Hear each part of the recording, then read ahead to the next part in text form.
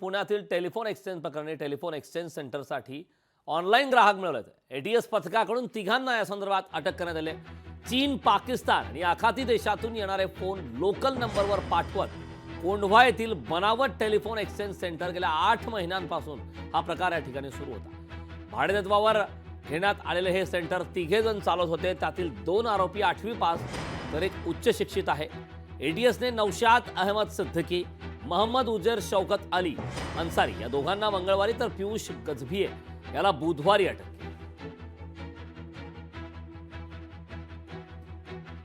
तर पुण्यातून ही धक्कादायक अशी बातमी आता समोर त्या टेलिफोन एक्सचेंज संदर्भातली. टेलिफोन एक्सचेंज संदर्भात आता कारवाई करण्यात आलेली आहे. पुण्यातील टेलिफोन एक्सचेंज प्रकरणी टेलिफोन एक्सचेंज सेंटरसाठी ऑनलाईन ग्राहक मिळवण्यात येते. एटीएस पथकाकडून तिघांना अटक करण्यात आली. चीन, पाकिस्तान आणि आखाती देशातून येणारे फोन लोकल नंबरवर पाठवत कोंढवा येथील बनावट टेलिफोन एक्सचेंज सेंटर गेल्या 8 महिन्यांपासून सुरू.